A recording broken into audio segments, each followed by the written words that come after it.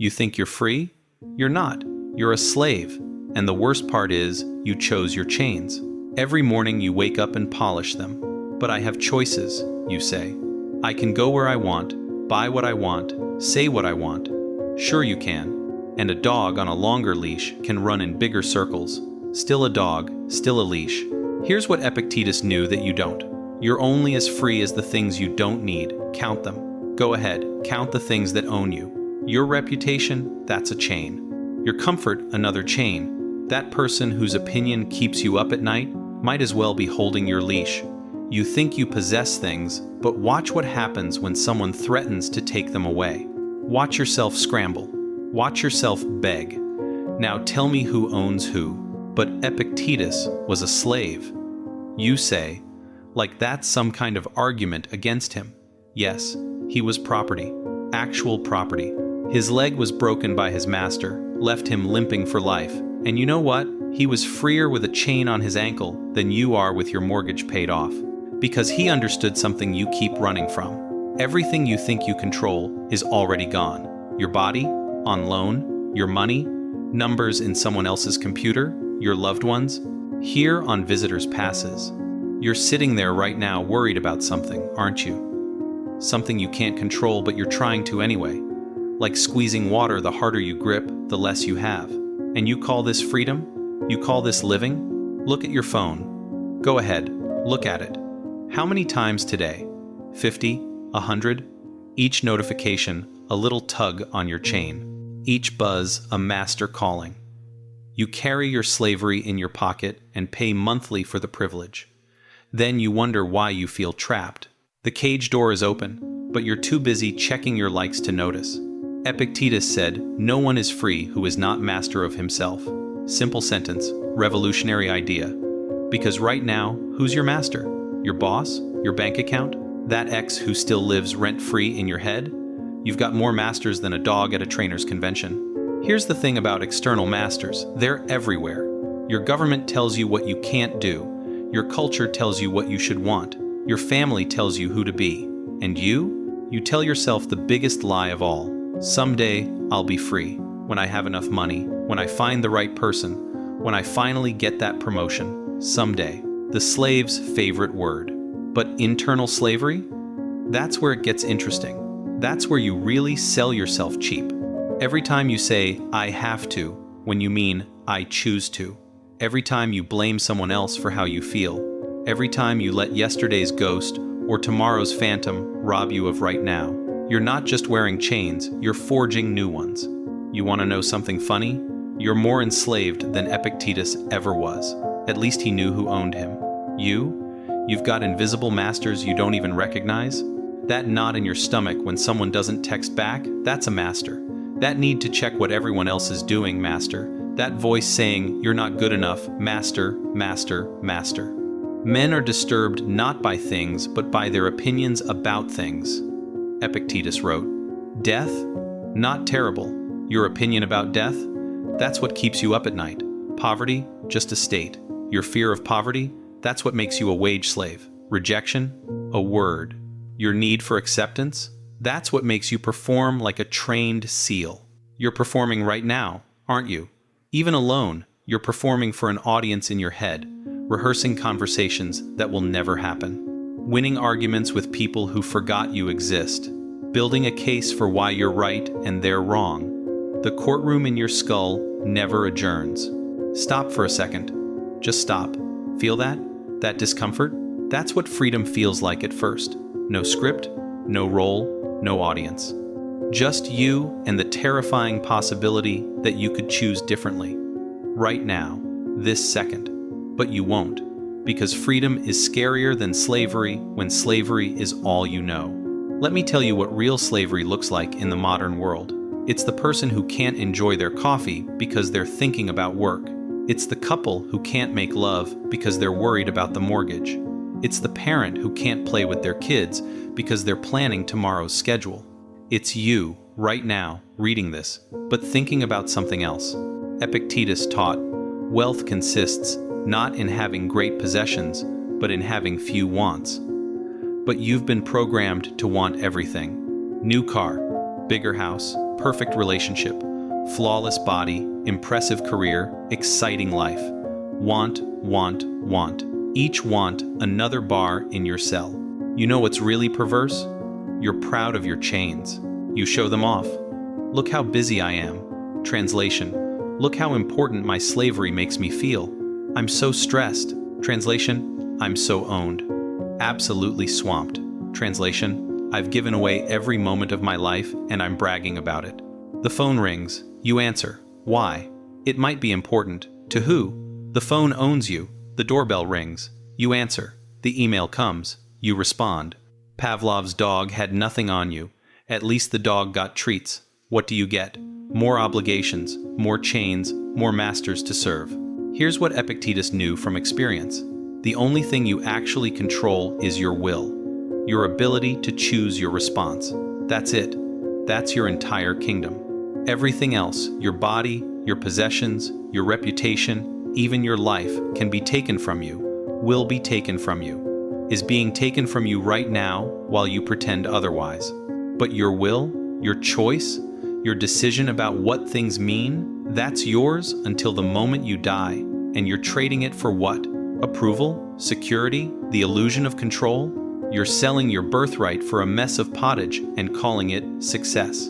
If you want to be free, let nothing dominate you except your will, Epictetus said. But look at what dominates you. Your schedule dominates you. Your habits dominate you. Your fears dominate you. Your past dominates you. Your future dominates you. Everything dominates you except the one thing that could actually free you, your own power to choose. You're in traffic. Blood pressure rising. Who's the master now? The traffic, or your opinion that traffic shouldn't exist? You're in line, foot tapping, anger building. Who owns you? The line, or your belief that your time is too precious to wait? Every moment of frustration is a moment you've sold yourself. Every flash of anger is a chain you've locked yourself. Someone insults you, you react. They own you. Someone praises you, you glow. They own you. Someone ignores you, you spiral. They own you. You're a puppet and everyone else holds strings. Then you wonder why you feel powerless. You gave your power away. You're still giving it away. Right now, as you read this, something in you is reacting, and that reaction owns you too. The ancient Stoics had a simple exercise.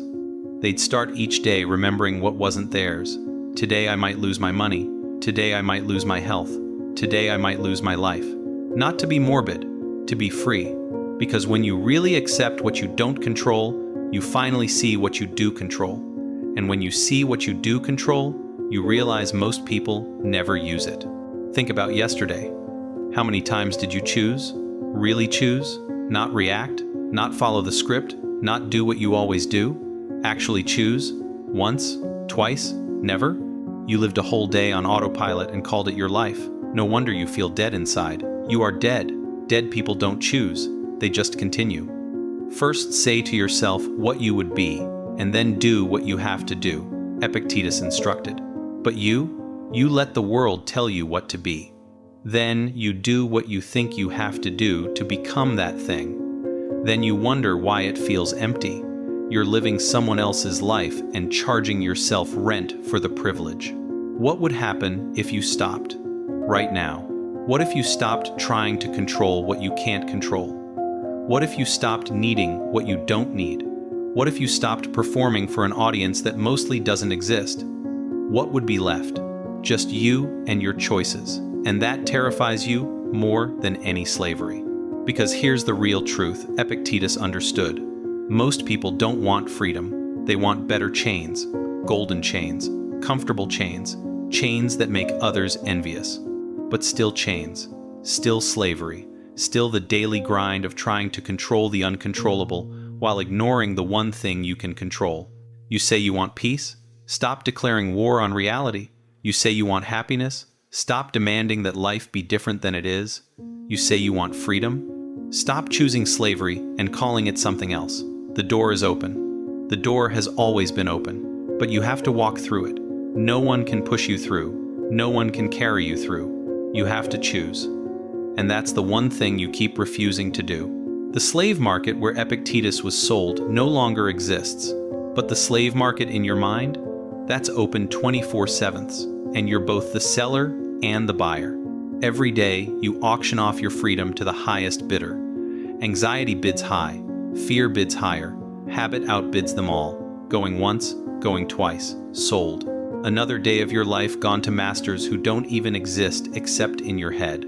Don't demand that things happen as you wish, but wish that they happen as they do happen, and you will go on well, Epictetus taught. Sounds passive? It's the most active thing you can do, because it means choosing reality over fantasy, choosing what is over what should be, choosing freedom over the endless slavery of fighting facts. You're fighting facts right now. The fact that you're going to die, fighting it by pretending you won't, the fact that people will leave you, fighting it by clinging tighter, the fact that you'll lose everything you have, fighting it by gathering more, every fight you're destined to lose, and the fighting itself is what enslaves you. But what if you stopped fighting? What if you accepted that the body ages, the money goes, the people leave, the empires fall? What if you built your life on the one thing that can't be taken, your ability to choose your response? That's not giving up. That's the ultimate rebellion. That's saying to fate itself, do your worst, I remain free. You know what the real joke is?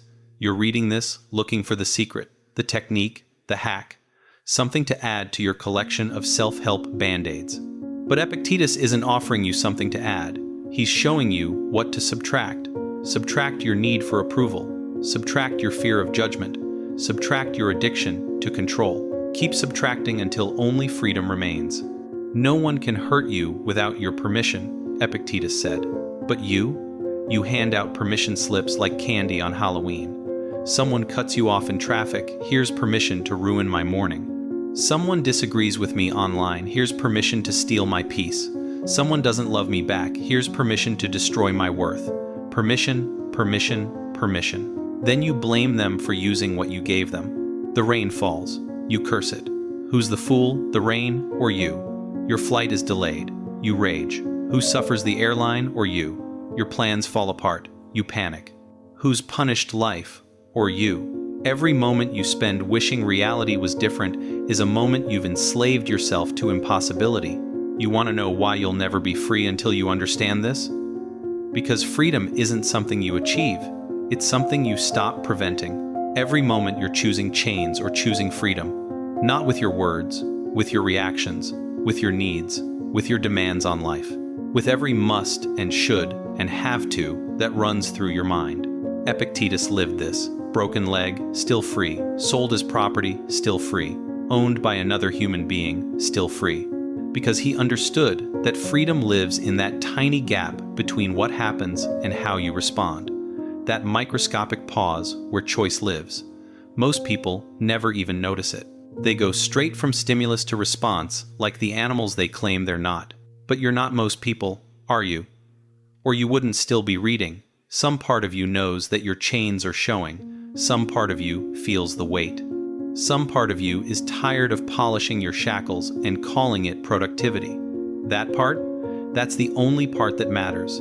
That's the part Epictetus is talking to across 2,000 years.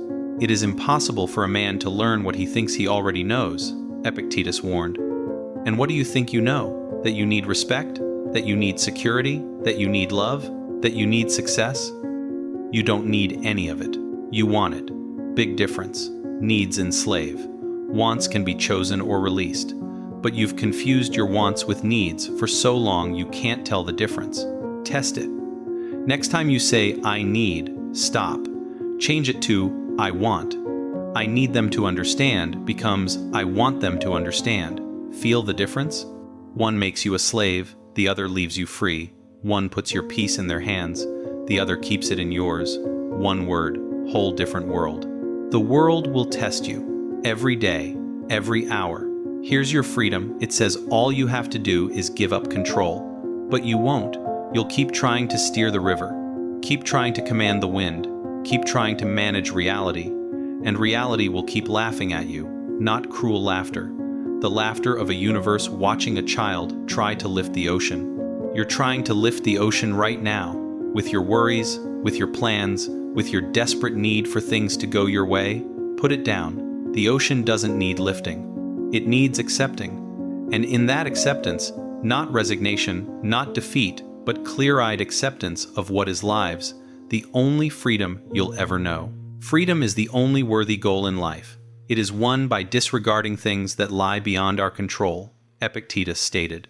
But look at your goals. Money beyond your control, fame beyond your control, love beyond your control, health beyond your control, even life itself beyond your control.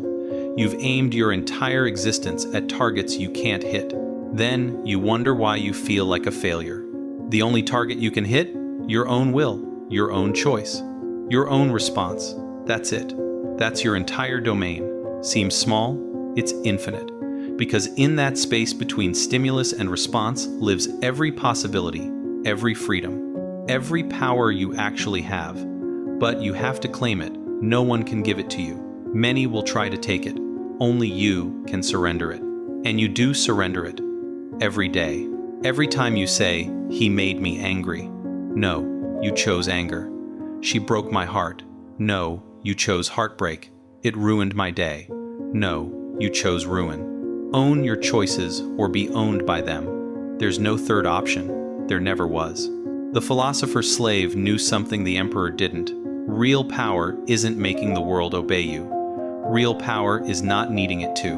Real power is watching everything you built burn down and choosing peace anyway. Real power is losing everything you loved and remaining whole. Real power is dying badly and dying free. You think that's extreme? Tell me what you're not willing to lose. That's your master right there. Tell me what you must have to be okay. That's your chain. Tell me what you're afraid might happen. That's your prison. You carry your slavery with you everywhere, and the weight of it is crushing you, and you still won't put it down. Here's your choice. The same choice Epictetus faced every day of his enslaved life. You can have control, or you can have peace. You can't have both. Control requires fighting reality. Peace requires accepting it. Most people choose control and lose both. The wise choose peace and find they had control all along, just not the kind they thought they wanted. You're at a crossroads. Right now, this moment, you can close this and go back to your comfortable slavery, back to your invisible chains, back to your 100 masters, back to the exhausting business of trying to control the uncontrollable. Or you can do what Epictetus did. You can look at everything you can't control and let it go. All of it. Every last desperate grip. What's left when you let go? Just you. Just choice. Just the radical freedom of responding instead of reacting, of choosing instead of following, of living instead of performing. It's not much. It's everything. It's the difference between a life lived in chains and a life lived free. Whoever is free in body but enslaved in soul is a slave. But whoever is bound in body but free in soul is truly free, Epictetus declared. You're free in body. No one owns you legally. No chains bind your wrists. But your soul is in shackles so heavy you can't even stand up straight. And the key? You're holding it. You've always been holding it. Use it or don't. That's your choice. The only choice that matters. The only choice you really have. Everything else is just the slavery of pretending otherwise. Epictetus knew it with a broken leg and a bill of sale. You know it with your freedom and your excuses. The only question left is, what are you going to do about it? The answer you give, not in words but in choices, not tomorrow but right now, that's who you really are. That's how free you really are. That's why you'll never be free until you understand this. Freedom isn't something you find or achieve or earn. Freedom is something you choose or refuse. Every moment. Starting now. So choose or don't. But stop pretending you're not choosing. Stop pretending you're waiting for permission. Stop pretending someone else holds the key. The door is open. The chains are imaginary. The freedom is real. But only if you choose it. Only if you stop choosing everything else instead. That's what Epictetus knew. That's what made him freer as a slave than you are as whatever you call yourself. That's why 2,000 years later, his words still cut through your excuses like a blade through smoke. Because truth doesn't age, freedom doesn't change. And chains, visible or invisible, all weigh the same exactly as much as you let them. Now you know. The question isn't whether you'll be free. The question is whether you'll choose to be, whether you'll finally stop polishing your chains, whether you'll finally use the one power you actually have, whether you'll finally understand what Epictetus understood. You're already free, you just keep choosing slavery instead. The choice is yours. It always was, it always will be, until the day you die, which is sooner than you think and later than you fear. And on that day, you'll either die free or die a slave. Not to any external master, but to the chains you forged, link by link, choice by choice, in the only place that ever mattered, your own mind. Choose wisely, or don't, but choose. That's the one thing no one can take from you. The one thing Epictetus proved couldn't be taken. The one thing you keep giving away. Your freedom is waiting. It's always been waiting. The question is, what are you waiting for? Stop waiting. Start choosing. That's the secret that isn't a secret. That's the wisdom that isn't complex. That's the freedom that isn't distant. It's here. It's now. It's yours. If you'll only stop refusing it. If you'll only stop choosing chains instead. But you probably won't. Most people don't. Most people read this, nod their heads, then go right back to their comfortable slavery, back to their 100 masters, back to their daily surrender. And that's fine. That's a choice too. Just don't pretend you didn't know. Don't pretend you didn't choose. Don't pretend the door wasn't open. Because now you know what Epictetus knew. Now you've heard what the slave understood and the emperor missed. Now you've seen your chains for what they are, voluntary. Now you've felt the weight of your own freedom refusing. The only question left is the only question that ever mattered. What are you going to choose? The slave chose freedom. What about you?